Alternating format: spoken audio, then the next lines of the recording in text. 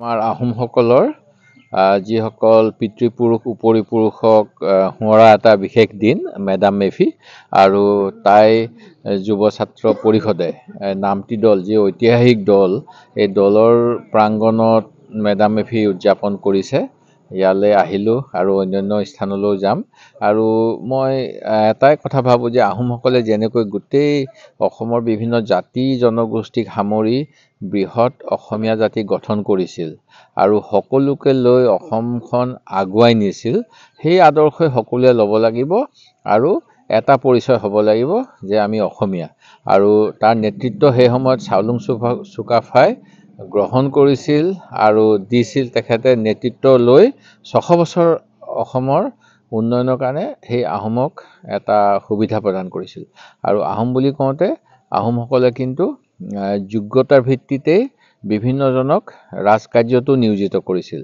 সেইটো প্ৰথা আমি সকলোৱে ল'ব লাগে আৰু তেতিয়া আমি যেতিয়া বহুতেই যেনেকৈ কয় যে আমাৰ অসমখন থানবান হৈ গৈছে, অসমখন একত্ৰিত হৈ থাকিব লাগে, সেই মহান চাউলুং চুকাফাৰ আদৰ্শ ল'লেই আমি পুনৰ এটা পৰিস্থিতি দেখা পাম, যি পৰিস্থিতিত আমি বৃহত্তৰ অসমীয়া হিচাপে চিনাকি দিব পাৰিম।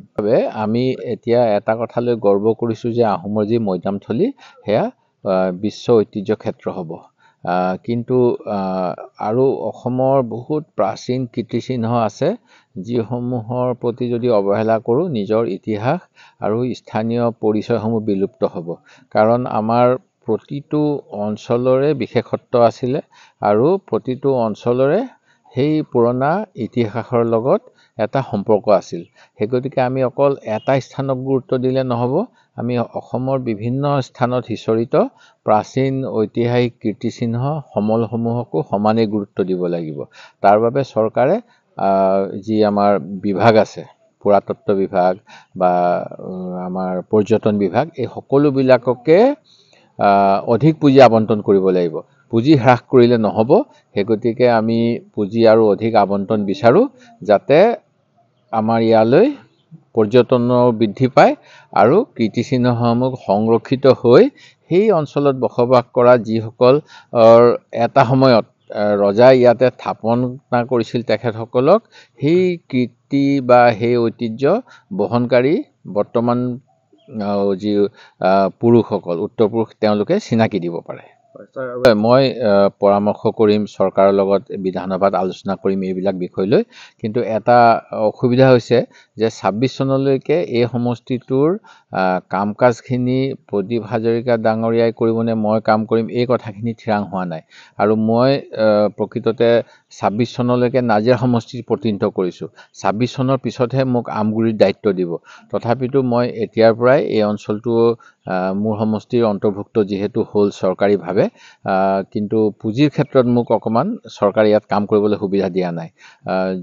কিন্তু মই আশা কৰোঁ যে আমাৰ নাজিৰা সমষ্টি হিচাপে যিহেতু এই অঞ্চলটো নাজিৰা সমষ্টি বুলি ঘোষিত কৰিলে, ইয়াত আৰু অধিক পুঁজি দিব। কাৰণ পূৰ্বতে মোৰ হাতত আছিল 160টা ভোট কেন্দ্ৰ, এতিয়া 228টা হ'ল। সেই গতিকে যিখিনি অতিৰিক্ত ভোট কেন্দ্ৰৰ জনগণ আহিলে তেখেতসকলৰ যাতে উন্নয়নৰ পৰা বঞ্চিত নহয়, চৰকাৰে আমাৰ এই নতুন সমষ্টিত আৰু অধিক পুঁজি দিয়া উচিত। সেইটো আমি বিধানসভাত আলোচনা কৰিম।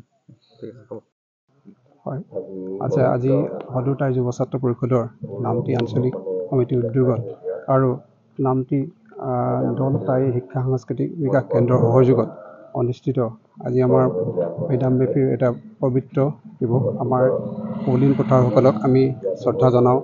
আমি তেখেতসকলক আমাৰ প্ৰজন্মই লগ নাপালেও, কিন্তু আজি এই অনুষ্ঠানৰ যোগেদি আমাৰ আত্মাই উপলব্ধি কৰোঁ, তেখেতসকলৰ আশীৰ্বাদ আমি বিচাৰোঁ।